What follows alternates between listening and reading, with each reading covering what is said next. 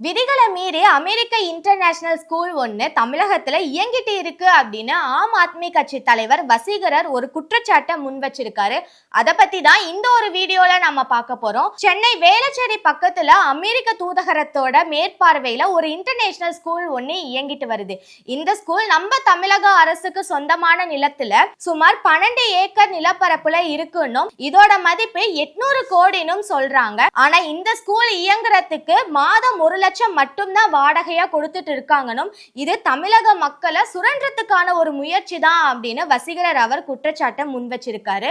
தமிழகத்துல இயங்கிட்டு இருக்க மத்த தனியார் பள்ளிகள் எல்லாமே அவங்களுக்கு சொந்தமான இடத்துல இயங்கிட்டு இருந்தாலும் தமிழக அரசின் விதிமுறைகளுக்கு உட்பட்டு தான் அதெல்லாம் இயங்கிட்டு இருக்கு. ஆனா இந்த ஒரு அமெரிக்க பள்ளி கட்டண உயர்வுல இருந்து RTE அப்படின்னு சொல்லப்படுற கல்விக்கான உரிமை சட்டம் வர எதையுமே பின்பற்றாம இயங்கிட்டு இருக்கு அப்படின்ற குற்றச்சாட்டை தான் வசீகரர் முன் வச்சிருக்காரு. இது மட்டும் இல்லாம அதிமுக ஆட்சி காலத்திலேயே இந்த ஒரு பள்ளி மேல ஒரு புகார் அளிச்சதாவும் அதிமுகவும் சரி திமுகவும் சரி அந்த ஒரு புகார் மேல அதிக கவனம் செலுத்தலன்னு சொல்லியிருக்காரு.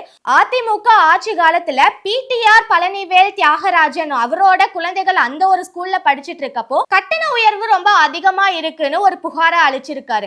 ஆனா இப்ப வரைக்கும் திமுக அரசும் அந்த புகாரை ஏற்று எந்த ஒரு நடவடிக்கையும் எடுக்கல அப்படின்றதுதான் வசீகரர் அவரோட குற்றச்சாட்டா இருக்கு. இந்த ஒரு பள்ளி தமிழகத்துல செயல்பட்டு இருக்கு. ஆனா எந்த ஒரு சாதாரண மனிதர்களுக்கும் அரசுக்கும் அரசு நிலத்துல செயல்பட்டு இருந்தாலும் பயனுள்ளதா இல்ல. அப்படி இருக்கப்போ இந்த ஒரு பள்ளி செயல்படுறதுக்கான அவசியம் என்னன்னு மத்திய அரசு இதுக்கான நடவடிக்கை எடுக்குமா அப்படின்றதுதான் அவரோட கேள்வியா இருக்கு.